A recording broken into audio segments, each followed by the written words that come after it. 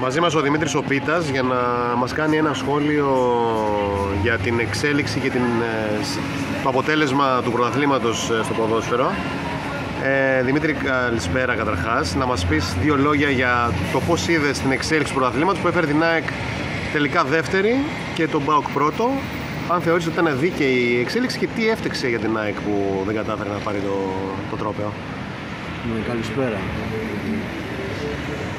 Κοίταξε, είναι μια άτυχη στιγμή τώρα αυτό που συνέβη τώρα η τελευταία αγωνιστική. Νομίζω ότι η ΑΕΚ ευθύνεται από μόνη της που έφερε το αποτέλεσμα αυτό να είναι η τελευταία αγωνιστική. Θα μπορούσε κάλλιστα να έχει εξασφαλίσει το πρωτάθλημα πολύ νωρίτερα. Αλλά γίνανε πάρα πολλά λάθη, ξεκινώντας από το καλοκαίρι που γίνανε λάθη σε άστοχες μεταγραφές. Και μετά συνεχίστηκε το Δεκέμβριο, διότι δεν πήραμε παίκτες που εκεί πέρα που χρειαζόταν η ομάδα. Δηλαδή είχαμε πρόβλημα και με τερματοφύλακα, διότι και οι παίκτες ήταν σε κακή κατάσταση και οι δύο. Αυτό αποδείχθηκε από τα παιχνίδια και στην Ευρώπη και στο πρωτάθλημα. Και κατά δεύτερο λόγο με τα χίλια ζόρια πήρε τον Κάλεν. Ενώ χρειαζόταν τουλάχιστον να πάρει δύο αμυντικούς. Έπρεπε να πάρει κάποιο γρήγορο, κάτι γνώμη με center back. Μια και μας παίζανε για όλες τις ομάδες μετά, ήταν την ΑΕΚ πως ήταν πέρσι και ήταν το αδύνατο σημείο που ήταν αργή τα center back και μας παίζανε κάθε σπάτη. Άρα χρειαζόταν ένα παίκτη που θα ήταν γρήγορο. Όπως και στα back είχαμε πρόβλημα. Βασικά το πρωτάθλημα το έχασε από τον αμυντικό σχεδιασμό. Ο προπονητής έχει ευθύνες και στο σχεδιασμό, αλλά θέλω να μου μιλήσει κυρίως για τα καθοριστικά τελευταία παιχνίδια του play-off και ειδικά το παιχνίδι στην Τούμπα, που σου θυμίζω ότι με τον γκολ του Βίντα στο 75 και μέχρι το 80-82 η ΑΕΚ ουσιαστικά είχε αγκαλιάσει το πρωτάθλημα. Εκεί δηλαδή τι μπορεί να προέκυψε και η ΑΕΚ δέχτηκε 2 γκολ και γύρισε Τούμπα όλη η εξέλιξη του πρωταθλήματος. Γιατί και με ισοπαλία ήταν από πάνω η ΑΕΚ. Ναι, εννοείται. Για 3 λεπτά έχασε το πρωτάθλημα. Εννοείται. Νομίζω ότι είχε μια κακή στιγμή ο προπονητής. Θεωρώ ότι ήταν άστοχες οι αλλαγές που έκανε. Θα μπορούσε να ενισχύσει την άμυνά του.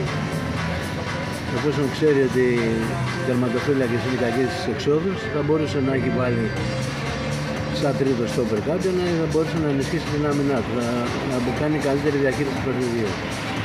Και αυτό το πλήρωσε.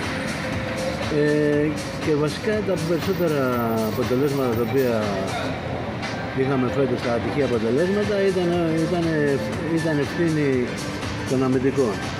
Είτε των τερματοφυλάκων, είτε από λάθη αμυντικά. Είναι λίγο δύσκολο να κατορθώσεις και να χάνεις τα παιχνίδια από το 80 και μετά. Νομίζω ότι αυτά ήταν τραγικά λάθη που γίνανε και εύχομαι του χρόνου και να ενισχυθεί σωστά, γιατί ξέρει τώρα πλέον πού πρέπει η ομάδα να ενισχυθεί και τι πρέπει να κάνει από εδώ και πέρα, διότι δεν ήταν έτσι όπως ήταν πέρσι. Για να επιστρέψω λίγο στο κομμάτι της διαχείρισης του υλικού από πλευράς Αλμέιδα, θεωρείς ότι κάποιοι παίκτες θα πρέπει να πάρουν περισσότερες ευκαιρίες σε πολλά μάτς και ουσιαστικά θα έδιναν μεγαλύτερη ποιότητα στην ομάδα? Π.χ. ο Λιούμπισης, ας πούμε, που ήταν ένας παίκτης που αποκτήθηκε με πολύ μεγάλες περγαμηνές από τη Δυναμό Ζάγκρεπ. Δεν έπαιξε ουσιαστικά καθόλου, έτσι δεν βοήθησε καθόλου. Γιατί δεν έπαιξε. Αυτό είναι μέσα από την κακή διαχείριση των αλλαγών. Εννοείται ότι ο Λιούμπισης θα έπρεπε από τη στιγμή που τον πήρε θα έπρεπε να τον βάλει. Διότι εγώ τις φορές τον έχω δει που έχει μπει μέσα, κάνει μεγάλη διαφορά από τους πρώτους παίκτες. Νομίζω ότι αυτή τη στιγμή παίκτης σαν το Λιούμπισης η ΑΕΚ δεν έχει.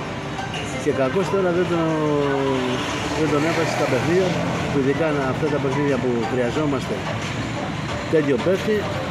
Δυστυχώς δεν του έδειξε εμπιστοσύνη για να τον βάλει. Και νομίζω ότι εκεί πέρα ήταν λάθος, όπως και το παραδείχθηκε μόνος του, θεωρώντας ότι έπρεπε να παίξουν οι παίκτες αυτοί που ήταν και στο περσινό πρωτάθλημα Εντάξει, τα παιδιά όντως να με πέρσι βοηθήσαν την ομάδα, πήραμε το πρωτάθλημα, κάναμε το DAB, αλλά χρόνο με το χρόνο αλλάζει να με καίει το φορμάρισμα ενός ποδοσφαιριστή, αλλά προφανώς είναι ότι μεγαλώνουμε κιόλας.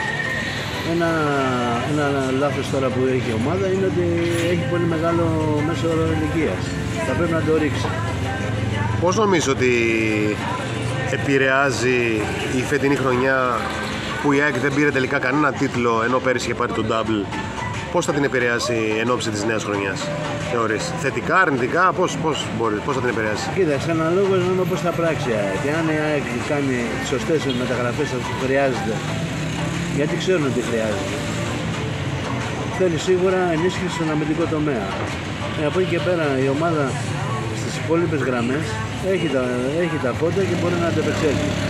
Αμυντικά, όπως είδαμε φέτος, ήταν έσχος. Δεν έπαιξε τίποτα. Και έχασε το πρωτάθλημα από την αμυντική λειτουργία της ομάδας. Εάν ενισχυθεί εκεί πέρα και τουλάχιστον να μπορέσει πάλι και ο Γκαρσία να παίξει φέτος, γιατί από τα 40 παιχνίδια έπαιξε τα 15, είχε όλο τραυματισμούς. Ήταν μεγάλη απώλεια για την ΑΕΚ το ότι δεν έπαιζε αυτό. Από εκεί και πέρα ξέρω πρέπει να σκεφτούμε σοβαρά τι πρέπει να κάνουμε με τον Γκαρσία. Αν θα πρέπει να τον δώσουμε και να ενισχυθεί εκεί πέρα η ομάδα με κάποιο άλλο ποδοσφαιριστή, ή αν κρατηθεί η ομάδα θα πρέπει τουλάχιστον να έχει μεγαλύτερη συμμετοχή και δηλαδή δεν μπορεί να παρουσιάσει συνέχεια από τραυματισμούς. Ύστερα έχει και το ξέρω εγώ παίκτες που είχαν πέρσι πολύ καλή απόδοση, φέτος ήταν μέτροι, και αναφέρομαι και στον Κατσίνοβιτ και στον Τζούμπερ. Ο Τζούμπερ σε ορισμένα παιχνίδια ήταν πολύ καλός, αλλά δεν βλεπόταν. Ο Κατσίνοβιτ είχε 6 μήνες απουσίας από το γήπεδο, αλλά στην ουσία δεν έπαιζε το ίδιο πράγμα. Δηλαδή δεν ξέρω τώρα και για ποιο λόγο συνέχεια τον έβαζε. Είναι με έναν καλός παίκτης, αλλά δυστυχώς φέτος ίσως λόγω τραυματισμού, ίσως λόγω δεν ξέρω κάποιον άλλο λόγο, να μην μπόρεσε να αποδώσει αυτά που έπρεπε. Να σε ρωτήσω κάτι άλλο. Βλέπουμε ομάδες ανταγωνίστριες όπως ο ΠΑΟΚ, όπως ο Παναθηναϊκός, ακόμα και ο Ολυμπιακός, και έχουν ελληνικό στοιχείο στις ομάδες. Η ΑΕΚ αρχίζει και το χάνει λίγο. Δεν νομίζω ότι λίγο της έλειπε και το ελληνικό στοιχείο σε παίκτες δηλαδή που να είναι ενδεκαδάτοι εννοείται και να έχουν άμεση ηγετική παρουσία στην ομάδα? Εννοείται τώρα ότι αυτό που παρουσιάζεται εδώ πέρα στην Ελλάδα από πολλές ομάδες, ότι επιστρέφεται πιο πολύ από τους κάποιους παίκτες. Σίγουρα υπάρχουν Έλληνες ποδοσφαιριστές που θα μπορούσαν να ενισχύσουν τις μεγάλες ομάδες. Αυτό μπορώ να αναφερθώ και στον Πίλιο. Μετά ο Πίλιος, όσο διάστημα έπαιζε το παιδί, νομίζω ότι δεν ήταν τέλειος, αλλά τουλάχιστον προσπαθούσε και τα έδινε όλα και φαινόταν ότι υπήρχε όρεξη και ότι φαινόταν ότι θα διαγράψει καλή πορεία στην ομάδα. Τώρα ξαφνικά μετά εξαφανίστηκε. Τώρα δεν ξέρω για ποιο λόγο τώρα ο προπονητής.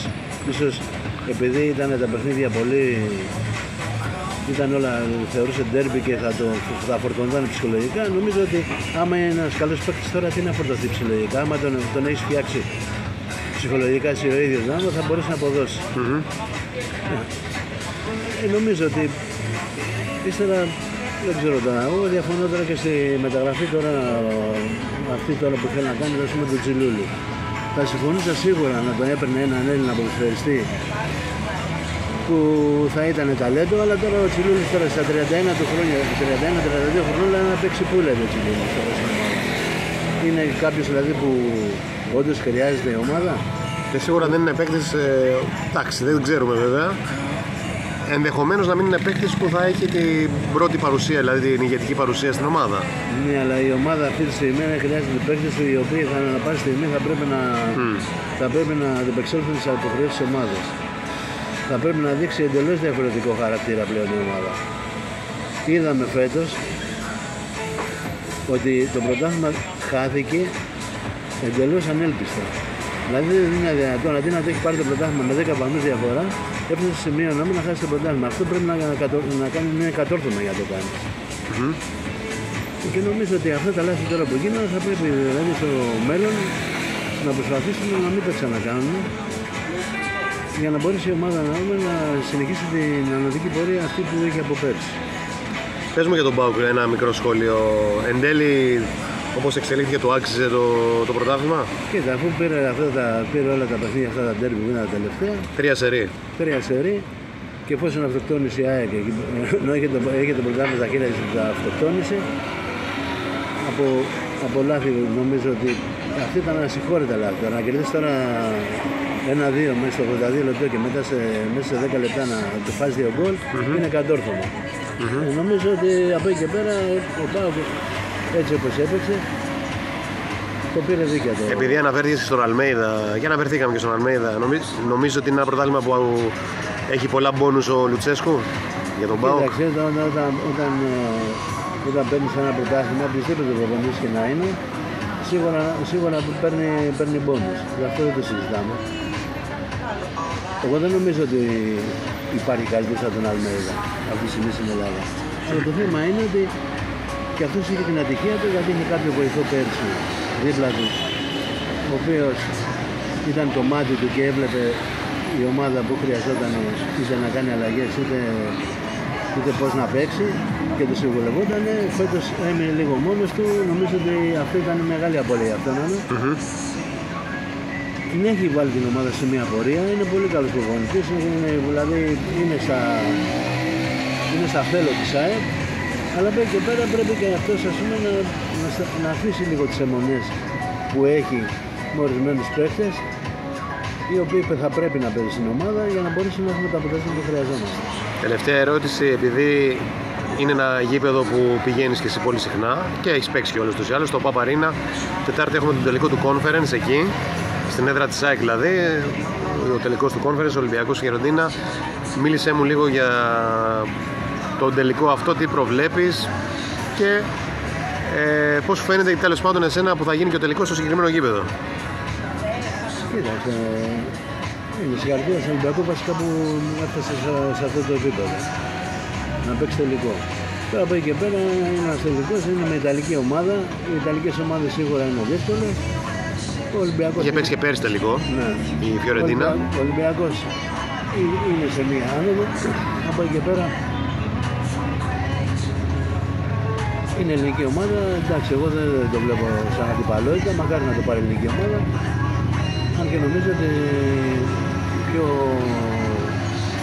πιο κοντά νομίζω ότι είναι η Φιωρεντίνα. Δηλαδή την έχω δει η Φιωρεντίνα, έχει πολύ καλή ομάδα. Τώρα σε τι μέρα θα βρεθούν. Γιατί είδαμε και το παιχνίδι της Μπάγερ Λεβερκούζεν με την Αταλάντα και εκεί που νόμιζες, δηλαδή από πριν να μας πει κανένας θα κερδίσει 3-0 η Αταλάντα, δεν το πίστευε κανένας. Και όμως φάνηκε η Αταλάντα ότι ήταν πολύ καλύτερα από τη Λεβερκούζεν και το πήρε δίκαια. Τώρα να δούμε τώρα, θα δείξει, μακάρι ξέρω εγώ να τα δώσουν όλα και να πάει σε ελληνικό σωματείο το κύπελλο. Ευχαριστούμε πολύ. Ευχαριστώ και εγώ πολύ.